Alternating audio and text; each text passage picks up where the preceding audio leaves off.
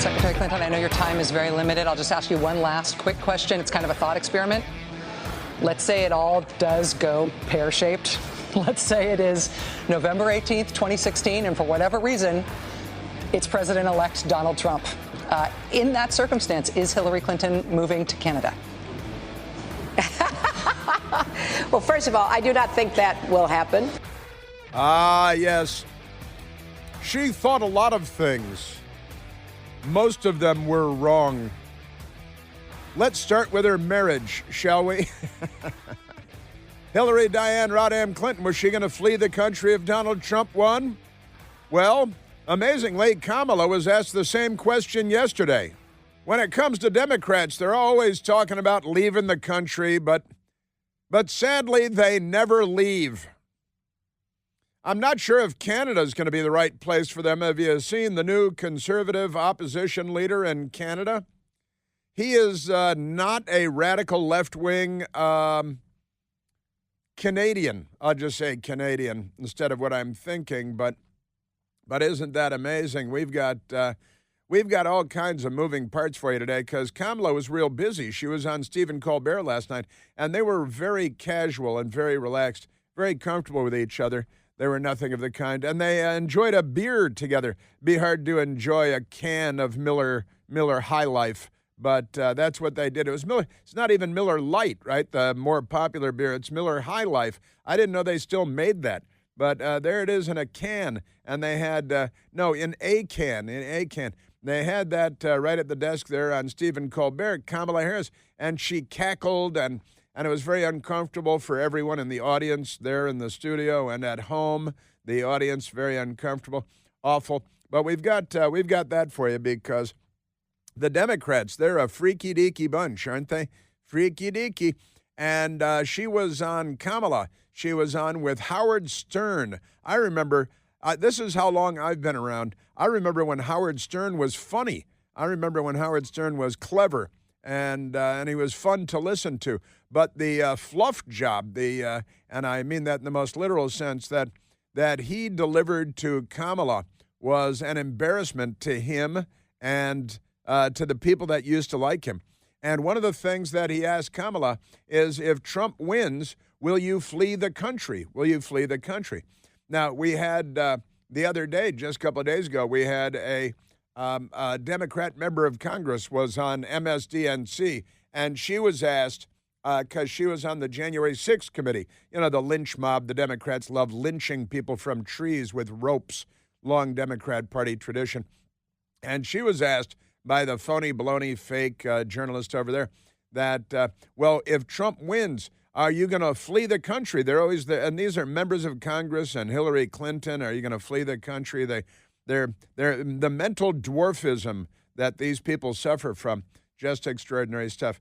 But we've got that for you today, too, because Kamala, she made the rounds. And she did the 60 Minutes interview. Now 60 Minutes is self-immolating. They love the Democrats. They love self-immolation these days, don't they? That's one of the things they're good at, is self-immolation. And not only did a Democrat self-immolate in Washington, D.C. over the weekend, he just set his left arm on fire. That's all. Have we had an update on him? Because the news media treats self-immolations now like they're fender benders. The Democrats have normalized rioting and looting and mob street political violence, and they've normalized suicide attacks. They've had many, many violent, murderous suicide attacks. But perhaps most noteworthy, the self-immolation that they've normalized. The news media doesn't even cover it. A lady self-immolated outside the Israeli consulate in Atlanta. They were so bored with it, the news media, that we don't even know whether she died or not, because what does the news media care? It's a bunch of lefties. Human life is not really their bag baby, if you know what I'm talking about. So we got that going on. And remarkable things to get to, courtesy of the Democrats. In a mere 21 hours, they have filled my bucket.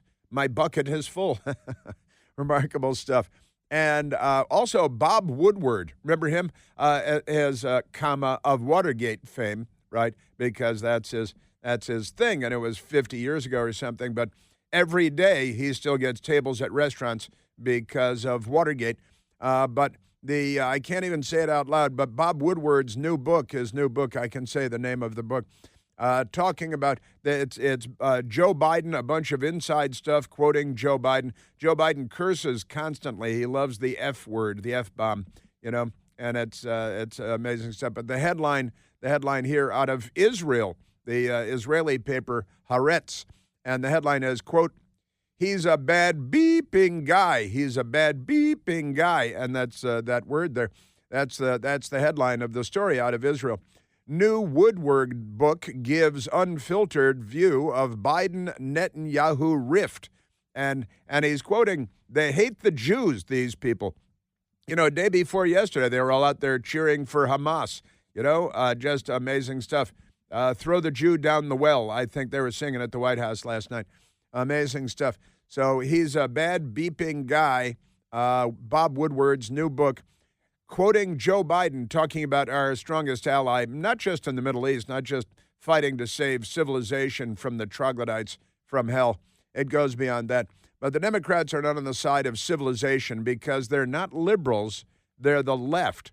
I'd like to think that liberals are still on the side of civilization. Wouldn't that be nice to be able to think? It may not be true anymore, but the left, we know that the left has never been on the side of civilization. What they've been busy doing in the United States is converting liberals into leftists so that they'll sleep in their own feces in parks in New York and call it Occupy Wall Street and sack, loot, and plunder because St. George Floyd of fentanyl died of heart failure while resisting arrest yet again after committing yet another felony. The Democrats love felonies, don't they? Michael, one of the things they really love is felonies. Speaking of which, at Trump Tower in Chicago, the SWAT team was called in yesterday because a Democrat with a gun at Trump Tower in Chicago, Illinois. Beautiful building right along the Chicago River. And I've never stayed there, but I've stayed at a hotel that looks out over it. And you look at it from the other hotel and you say, ooh, isn't that nice? It's like, like a Canadian looking over the fence into America. Ooh, look at that. Look at that. Yeah, but Canada, they've got this opposition leader who's a Canadian. He's a Canadian, and he's a conservative. They have some conservatives up there. And this guy talked about Israel and what's going on over there and whether we should support Israel or not. You'll never believe what the Canadian said. And he's a Canadian, for crying out loud. He's from America's Hat, from our largest national park, Canada. They have geese. They occasionally fly down and we shoot them with shotguns. It's crazy. So, Trump Tower arrest there, SWAT team, man with a gun, but not a problem. Kamala has a can of Miller, and she said, well, I'll play it for you. When's the last time she had a beer and with whom? She revealed that. Did that lead to any violence? Because the thing, honestly. And I love is Kamala leaving the country? And the question was, how can you be safe? How can you be safe? They really are mentally ill. The number of Democrats that are literally mentally ill is, we're going to need our Bomar calculator. Got to put these people through some kind of a turnstile to count the mentally ill Democrats. Just extraordinary stuff. Absolutely amazing.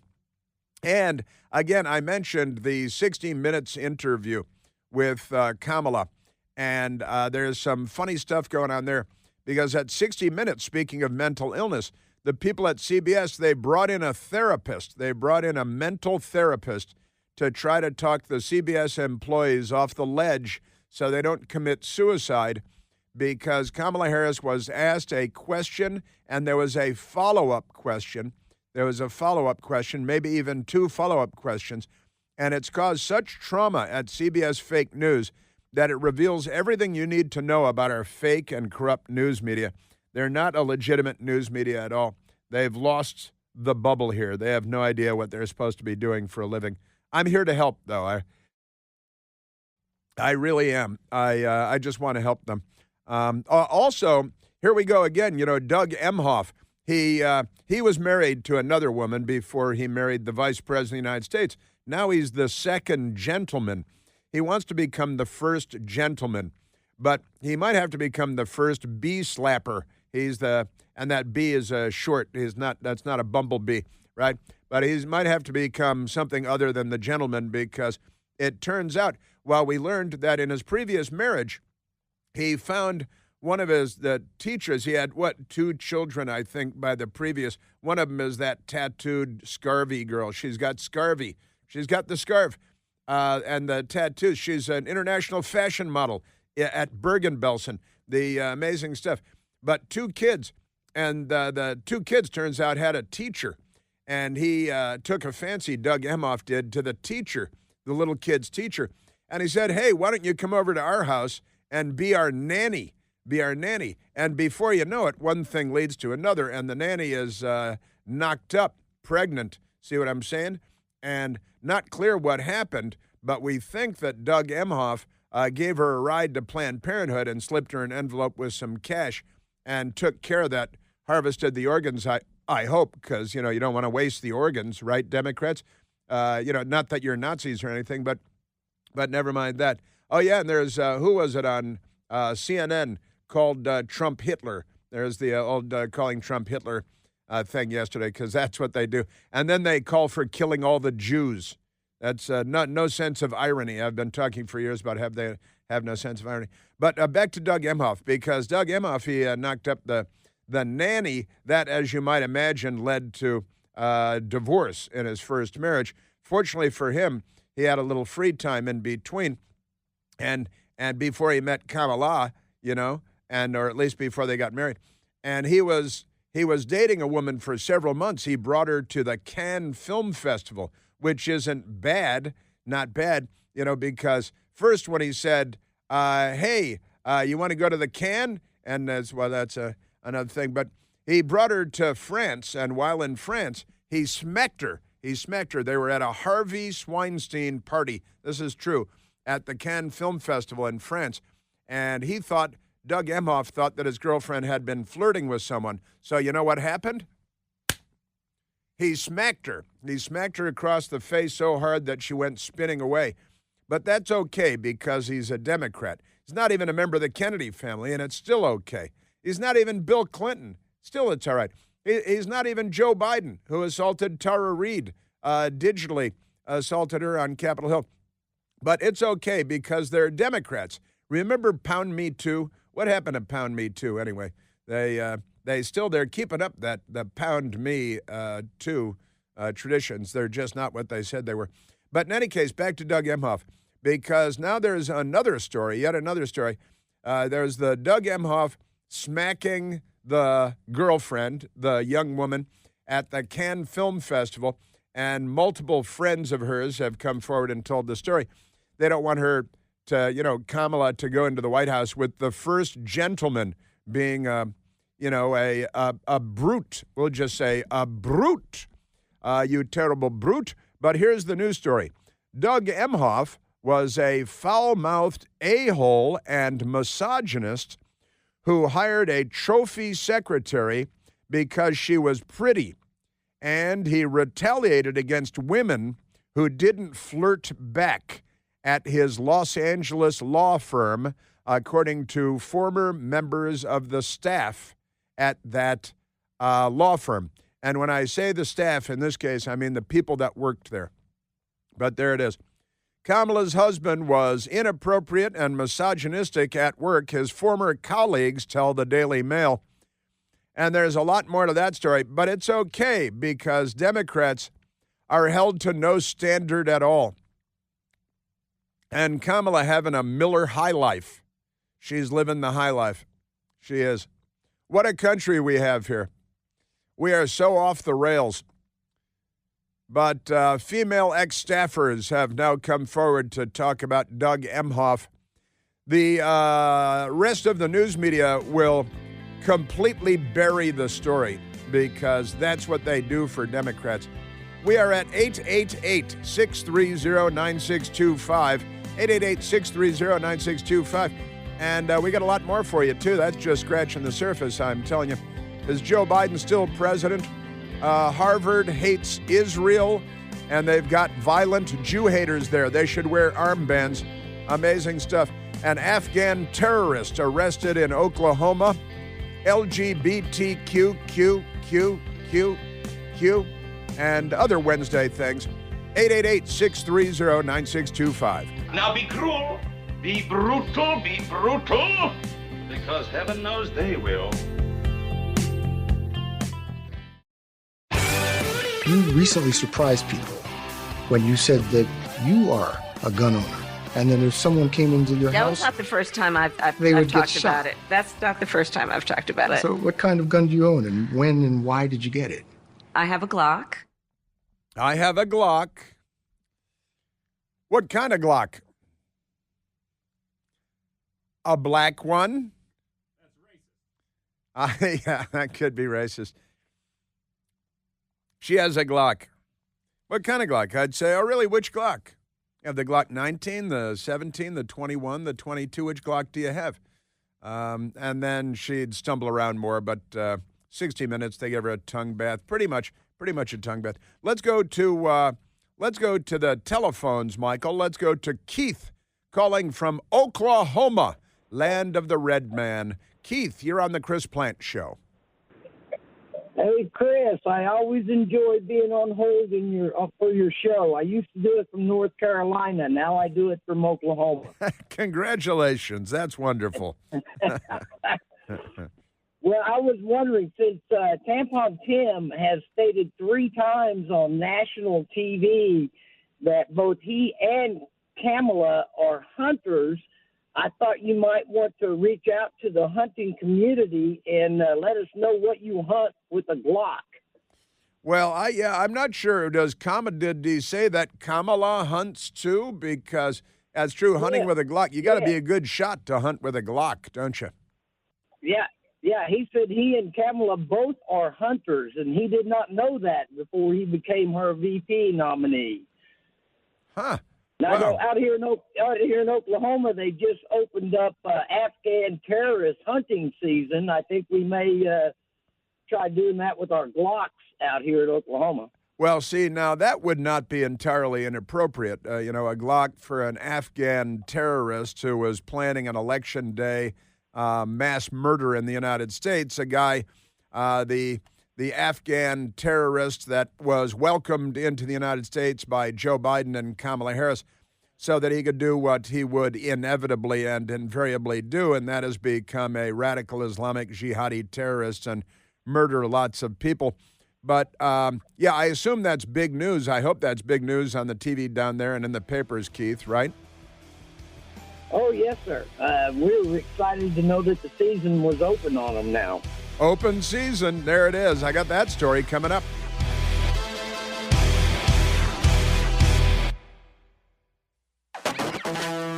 I'm a hunter. I own firearms. The vice president is. Yes, that was Tim Walz during the vice presidential debate where he said, I think what Keith was referring to there, he said, I'm a hunter, I'm a firearms owner, and the vice president is.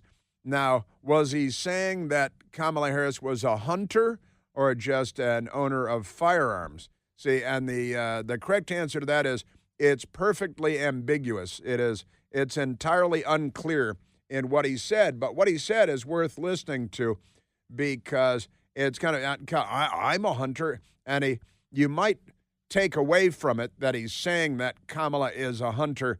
I'm going to say that he misspoke because what is he, a knucklehead? He's a knucklehead and all that. So here he is, the knucklehead in the vice presidential debate saying something perfectly unclear, which is, the pattern for Democrats. I'm a hunter. I own firearms. The vice president is. The vice president is. See, that would be does instead of is, because when he says is, I think it implies she is a hunter. And I own firearms, say, and then you say she does, that would imply that she owns firearms or a firearm. I don't believe she knows how to use it or anything like that. But that's me. Remarkable stuff. It's also mailbag day because it's Wednesday, and everybody knows Wednesday. Wednesday in the Clinton household is hump day. It's hump day, and that means Hillary has to get out of the house. Got to get out as early as possible. She wakes up every Wednesday face down in a pool of her own dried vomit on the linoleum kitchen floor at one of their mansions. And then, the Secret Service shakes their head. They kick her a little, and she has to get out. They're fairly gentle kicks. They're not like field goal kicks or anything, like just kind of, hey, get up, peel your face out of your dried vomit. It's time to get out. It's hump day in the Clinton household. But that means it's also mailbag day. There it is. You can hear the mailbag queries. Those are like questions. Queries are, but with a funnier word. All right, let's go to a telephone call. Let's go to Jay calling from Baltimore, Maryland. Jay, you're on the Chris Plant Show. Good morning, Chris Plant. Love the show. How you doing today? Very well, thank you. You're my morning sunrise. You crack me up every day. I love listening to the show. Excellent. Hey, I was at the rally on Saturday. It was fantastic. It was loaded with people. I think Jack Posobiec was estimating somewhere around 80,000 people. It was packed all day long. I didn't get out of there until about 10:30 at night. It was crazy. Wow. But what I noticed on the way as I was driving around, that's my hometown area. We have a lot in common, you and I, actually, with our mothers passing around the same time. And boy, I'd love to talk to you some more at some point. But my grandfather from Sharon, Pennsylvania, right up there, up the road from Butler, Pennsylvania. Yeah, indeed. And I grew up in Beaver County out there near the airport, and a lot of family in that area. So when I was driving around that whole place, which I'd never really been to Butler that much, but oh man, there were Trump Vance signs all over the place and American flags on people's nicely manicured front lawns. It really felt like a nice part of America, felt like home. Yeah. But then occasionally I would see a Harris Waltz sign. And, I kind of laughed and said, well, there's somebody who needs to listen to the Chris Plant Show. But as I'm driving around, I start counting how many Harris Waltz signs I see with no American flags in the front yard. And I'll tell you, Chris, as I was driving back home, not a single American flag where there was a Harris Waltz sign in the front yard. That is an interesting analysis. That's fun. It felt like you had talked about before when Hillary Clinton had the convention when she was supposed to win, and they didn't have any American flags inside, and they went out and stole them from the Philadelphia Independence Hall. Yep. That's what it reminded me of as I was driving around. Not a single Harris flag. I couldn't believe it. By the time I got home, I must have driven about 300 or 400 miles between here, Baltimore, and to come back from Butler, and not a single American flag in a Harris Waltz. But I did see one flag. I'll give you one flag I did see. Uh-huh. You want to take a guess? They love the Ukrainian flag these days. You nailed it. Bingo. Ukraine flag. I saw a bunch of them. Yeah. They care very deeply about having a Ukrainian flag half the time they're upside down with the yellow on top and the blue on the bottom. That's true. That's true. Yep, that's true. Because they're not the brightest bunch, but they care very deeply about Ukraine as long as the war keeps going on forever. There are no peace talks going on, and the Democrats don't have any interest in peace talks. They just want to fuel and fund the military-industrial complex and keep gas and oil prices high to help out Putin with tens of billions a year in energy revenues so he can fund his side of the war while we fund the Ukrainian side of the war with no end in sight, no peace talks ongoing in Geneva or at the UN or any place else, no peace talks at all. But Democrats riot in support of Hamas, where a small fraction of the number of people have been killed compared to the Ukraine-Russia war. They're not the brightest bunch, but I love your analysis, Jay, that you drove and you drove and you drove, and every house where you see a Harris Waltz sign, there is never an American flag on their property. That's fascinating. Not a single one. Hey, Chris, one of the things I wanted to tell you, when you always say they use the words but they don't know what they mean, It always reminds me of the Princess Bride clip of Inigo Montoya saying, "I don't think you know what the dead word means." It's reminded me of that too. That is, what was the word that he used in Princess Bride over and over again, and then he said he didn't know? Inconceivable. That's right. It's inconceivable. Very good. Inconceivable. It's inconceivable. You use that word, Louis Montoya, but I don't think you know what it means. You keep using the word. I don't think it means what you think it means. That is great. Because I love it. Yeah, that's great stuff. Well, so you went Chris, to the it's great, Butler. It's great talking to you. You're the quintessential happy warrior. I love listening to you, and you're the morning light for millions of American patriots around the solar system, I think. Well, you're very, very kind. We do travel throughout the solar system, thanks to the patriarchy, because, these radio signals just go on forever. And not only did the patriarchy create the radio signals that go on forever, we figured out why they go on forever and ever, because we're the patriarchy. God, we're great. We are the greatest patriarchy ever. I can't believe how lucky non-patriarchy people are to be able to hang out on the planet at the same time that we're here, honestly. I'll see you on the next Patriarchy Zoom call, Chris. Appreciate it. Very good. Thanks, Jay. Thanks, Jay. That's great. See, that America is full of great people, wonderful people. And I love the analysis. Every time you see a Harris Walls sign in somebody's front yard, you can be sure there's no American flag on the same property because these guys, right? These people. Now, speaking of these people with no American flags and all that, there is a guy that lives in the vice president's residence here in Washington, D.C., right?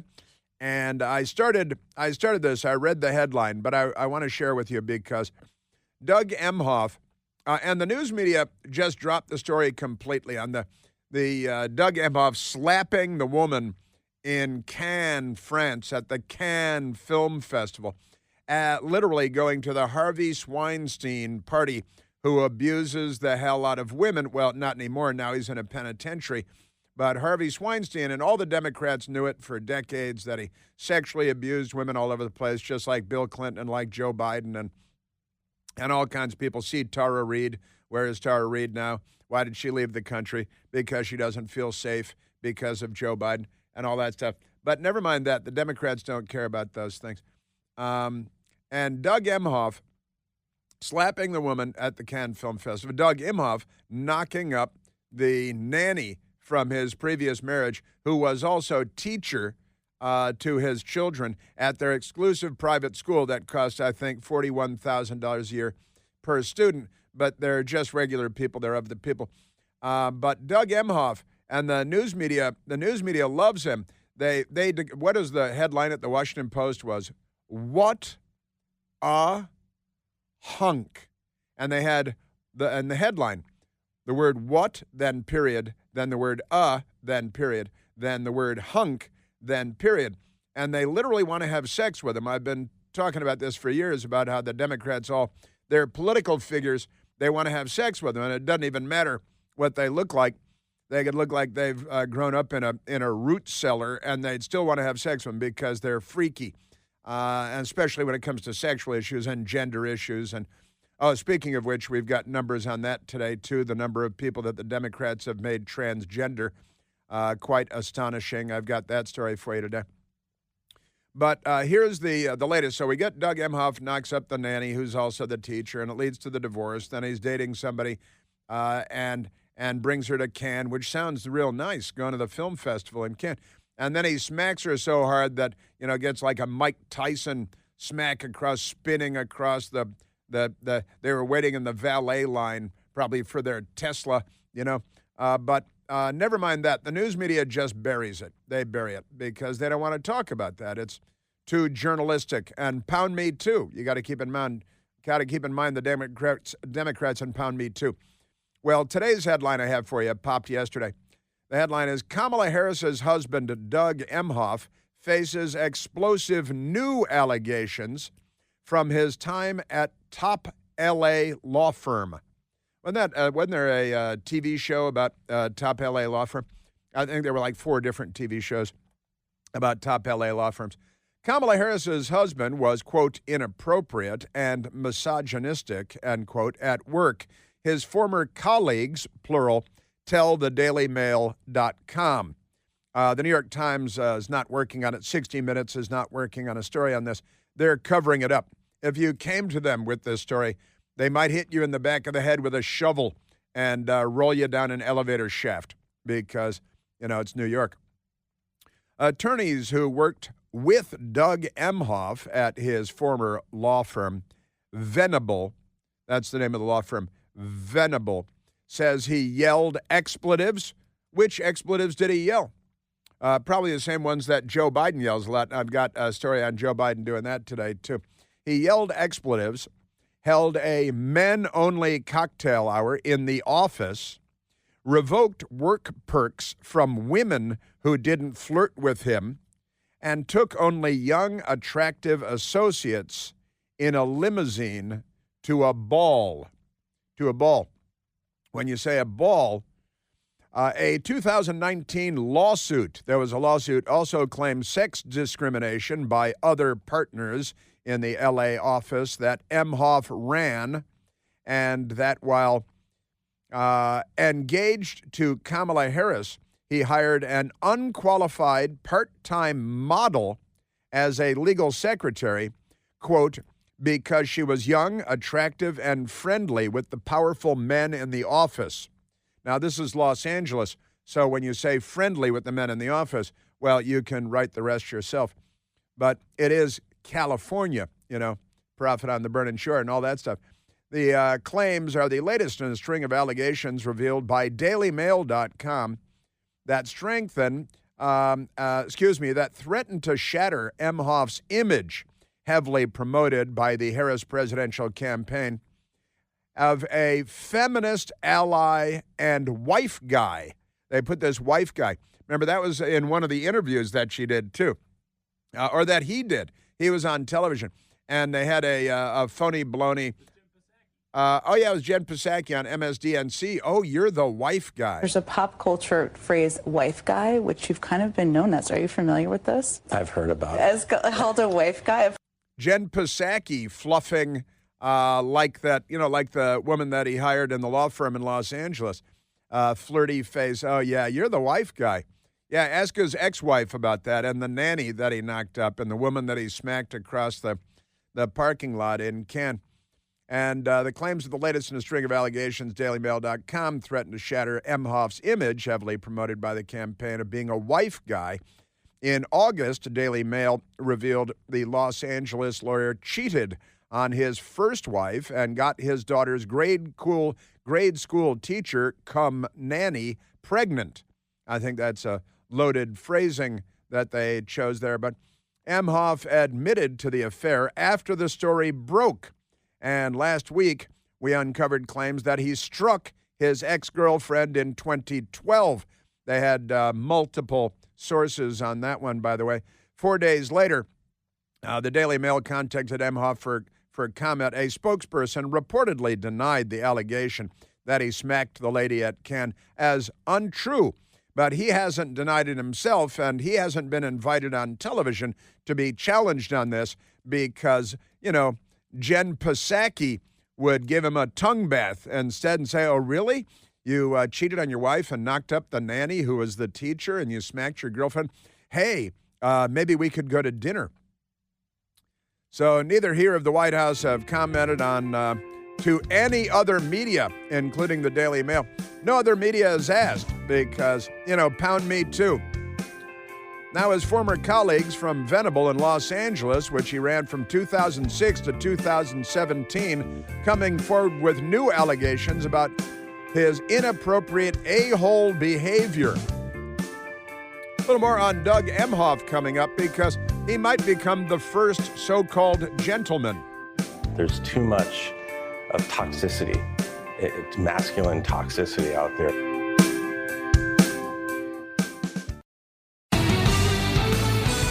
An interesting part of how people have talked about your role here is how your role has reshaped the perception of masculinity. And I'm not sure you planned on that, but you are an incredibly supportive spouse.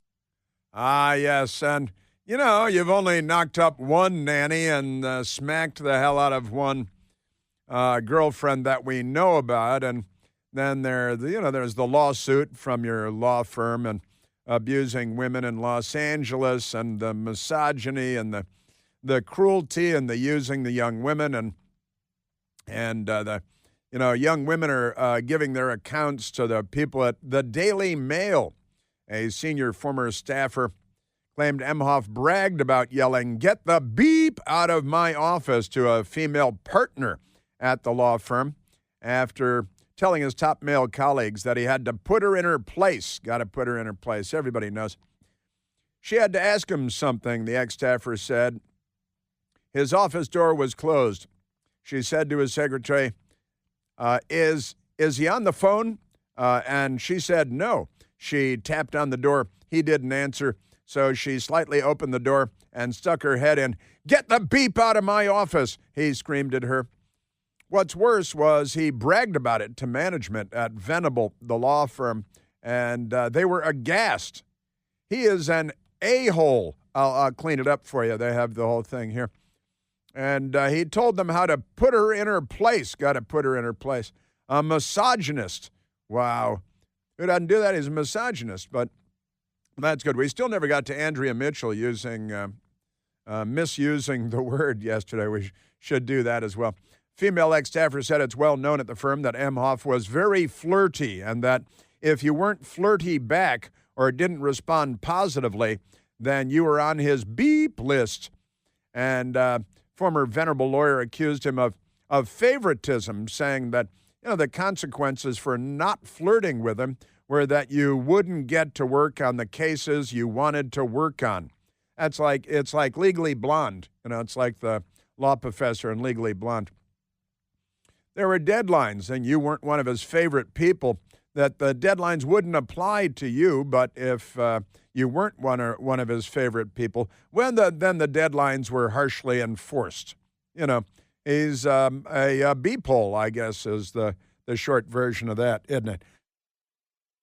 And now he's the second gentleman, and he's married to the Vice President of the United States, and she's running for president, and he could move into the White House, not since, let's see, the first spouses.